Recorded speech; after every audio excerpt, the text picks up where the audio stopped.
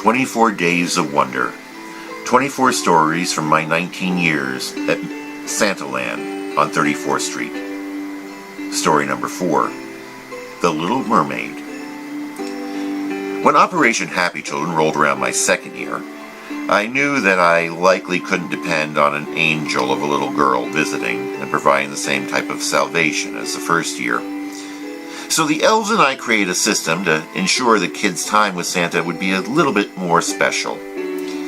Instead of trying to conduct the visit with the kids first and then having the children choose their toys, the elves greeted the children at the door and announced that Santa wanted to pick out 2 toys and then take the toys and show Santa what they had chosen. By getting to the toys first, I was able to conduct more personal visits because they were no longer approaching me as a large group and they already had their toys in hand.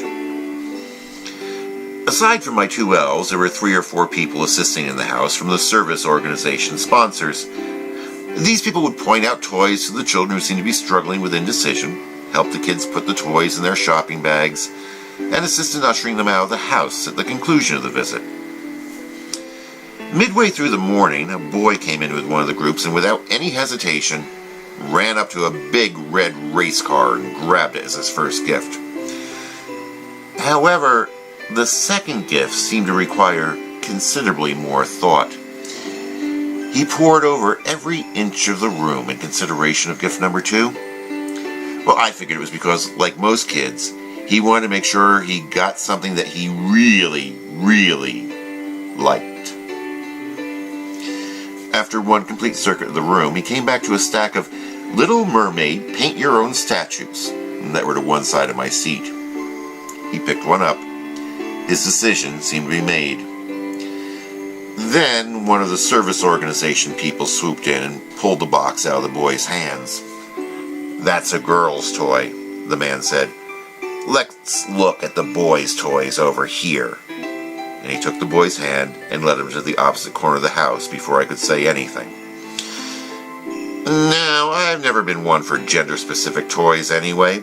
I remember asking my mother when I was about 7 years old for Barbie dolls so that my G.I. Joes could have girlfriends. I figured if girls had Barbie and Ken dolls, why couldn't Joe have a girlfriend?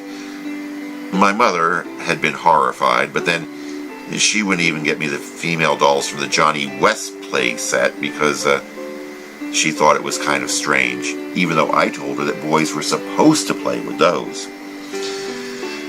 So I was slightly annoyed by Mr. Gender Correct, but I decided to let it go. Maybe the boy could find something he liked better anyway. Well, I watched as the boy pretended to look at the toys the man pointed out to him. But when the man got distracted by another child, the boy rushed right back to the Little Mermaid craft set.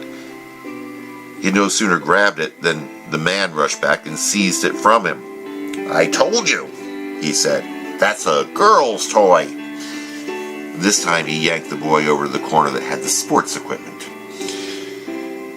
My elves witnessed the incident as well, and both stood there with their mouths open. I felt I had to say something. So I asked one elf to bring the gentleman over to me for a word and told the other elf to give the boy one of the Little Mermaid sets. When the man approached, I asked him to lean in very close, and I looked him right in the eye and said, "If the little boy wants a Little Mermaid set, the little boy gets to have a Little Mermaid set. It's his choice, not yours. Got it?" The man opened his mouth to reply, but I immediately turned to the little boy who was now standing in front of me with his race car and the Little Mermaid set. "That is a great race car," I said. The boy smiled and said, "Yeah, it's really cool."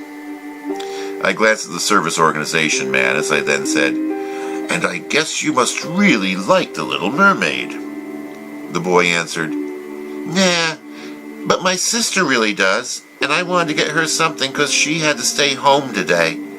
She's sick and she couldn't come."